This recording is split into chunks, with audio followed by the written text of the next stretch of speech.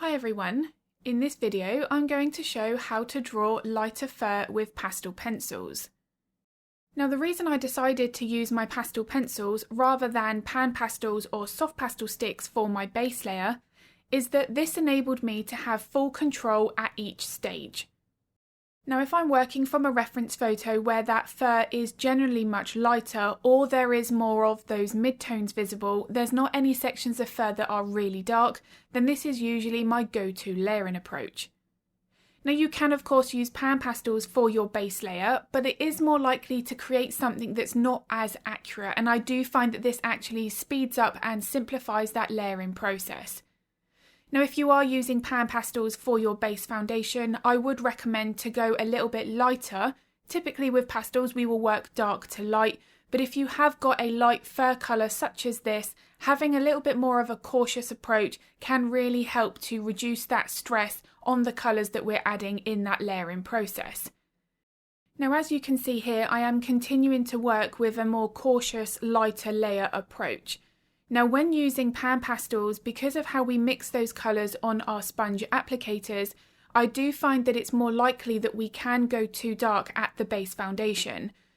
Now with many other fur colours, as I've mentioned, that would be perfectly fine, but for something like this, I do find that with those muddying up of those layers, because of how easy pastels blend, that for a lighter fur colour, a pan pastel base layer, if done incorrectly, can actually make that layering process far more difficult.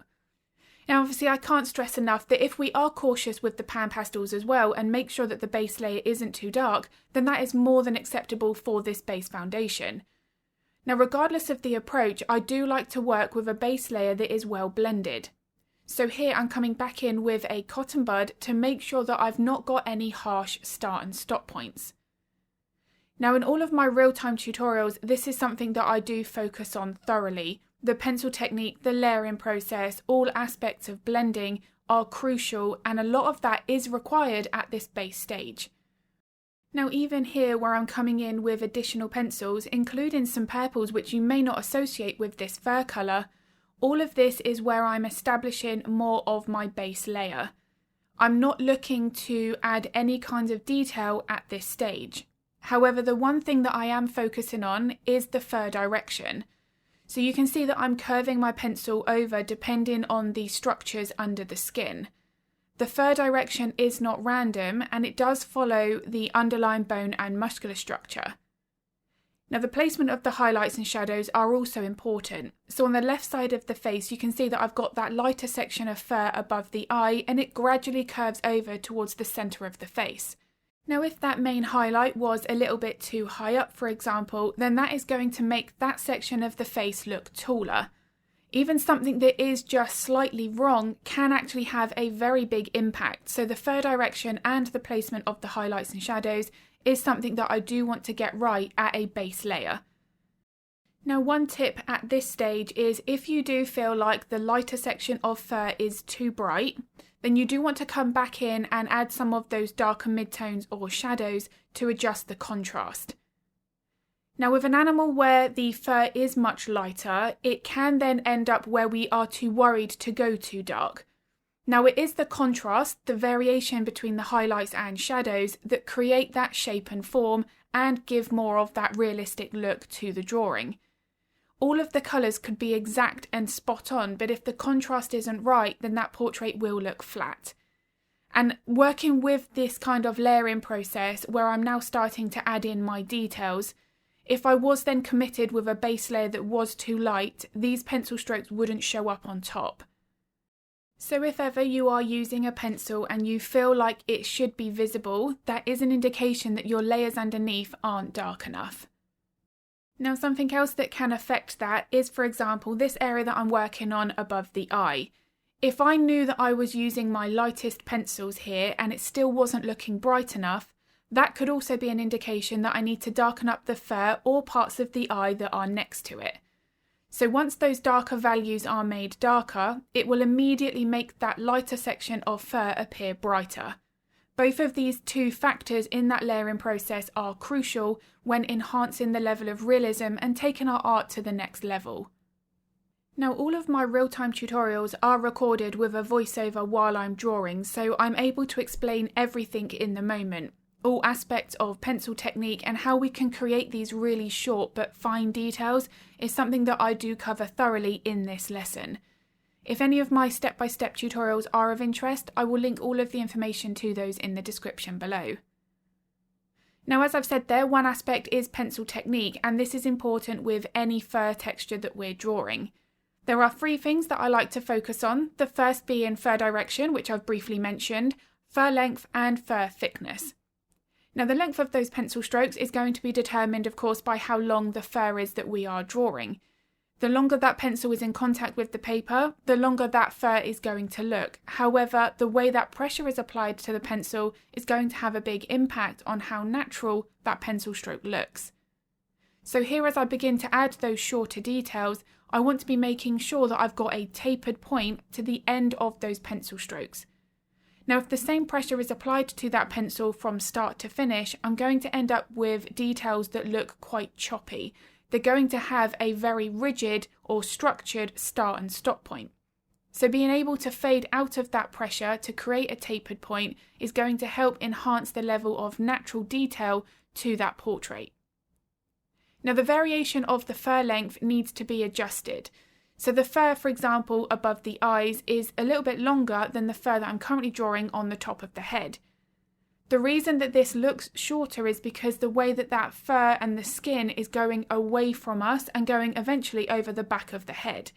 So being able to capture that slight difference in how short this fur is here is going to help enhance that level of 3D look to the portrait. If the fur here was as long as the fur between the eyes, then I'm going to make that section of the portrait look very flat, and again it can also make this section of the face look taller. So the way that the highlights and shadows and the fur, the pencil technique is all incorporated can have such a big impact to the end result.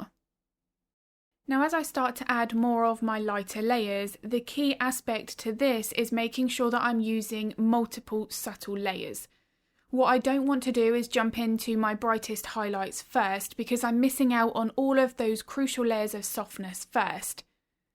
Now, even if I'm working from a fur texture that is wiry, a little bit coarser, there is still a degree of softness that has to be included before I get to a little bit more of that wiry look. Usually that fur is sitting on more of those mid to top layers, and that base foundation still needs to have a degree of softness to it. Otherwise, the pencil details look very separated. They don't look like they're attached to the skin at all. Now, I do have lots of different tutorials here on YouTube where I'm demonstrating the various fur textures for these dog portraits. I will attach a couple of those examples for those tutorials in the description below if those videos are of interest.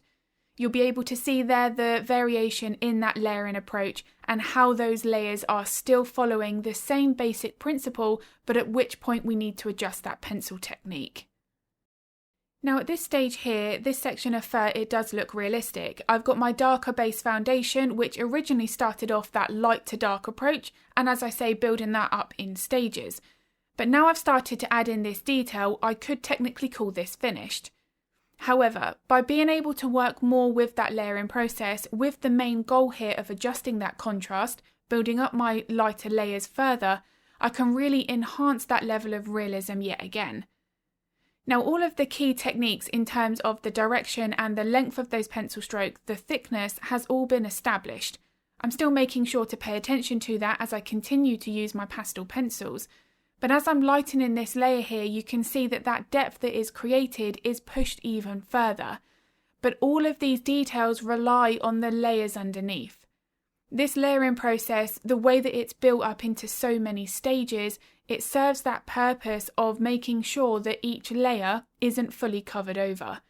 I want all of these layers to still show through to some degree, which is why I'm working with more of a refined pencil technique.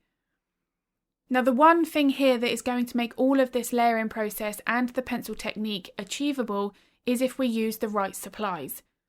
Now, the pastel paper that's my favourite is Clairefontaine Pastelmat paper, and this really does allow for a huge number of layers, which, as you can see from this section of the portrait, is what helps to create that realistic drawing. Now, if I was trying to do all of these techniques on a paper that was not able to cope with that approach, then I'm just going to end up going round in circles. I will eventually fill the tooth of the paper, which I've never experienced when using Pastelmat. I'm always still able, even at this stage here, to add more and more layers if I felt like I needed it. But the paper that we're using, it is massively impacted on what level of detail can be achieved. If the paper is not able to support this, then we're going to end up creating more frustration in that layering process. You might be tempted to blame yourself if you're newer to the medium, when actually it could be the supplies that you're using. Now, if you do have any questions about art supplies or any art related questions, feel free to pop them in the comments below, because I'm more than happy to help if I can. Now, with the layering process and the pencil technique, when trying to aim for this level of realism, there can be quite a lot to think about in the moment. Now again, this is another reason why I do record my real-time tutorials with a voiceover while I'm drawing, so that everything is very step by step. But during that process where I am applying the pastel, I do find that it's much easier to prevent that overwhelming feeling by working on smaller sections. Now, if I was to work in whole individual layers, so I was to do, let's say, the base layer for the entire dog, then I'd work on the next layer and so on, I know that I'm going to get very stressed. I'm potentially going to skip out on layers. I'm going to maybe not achieve the desired end result that I would do if I was breaking it up in these smaller sections. Now, of course, each artist has our own individual way of working, but if you do start to feel that you're getting lost in that reference photo, you're not quite sure where you should be, or you are getting overwhelmed, then working on these smaller sections can really help with that. So I do hope this video has been useful. If it was, I'd be very grateful if you could give it a like and a thumbs up. It makes a huge difference to my channel. I also upload a couple of videos to YouTube every week, so if you would like to get notified of that content, then don't forget to hit the subscribe and the bell button. If you would like to draw along to the real-time tutorial of this, then all of the information to that is linked in the description below. I'm going to be uploading another video at the end of the week, but as always, thank you so much for watching.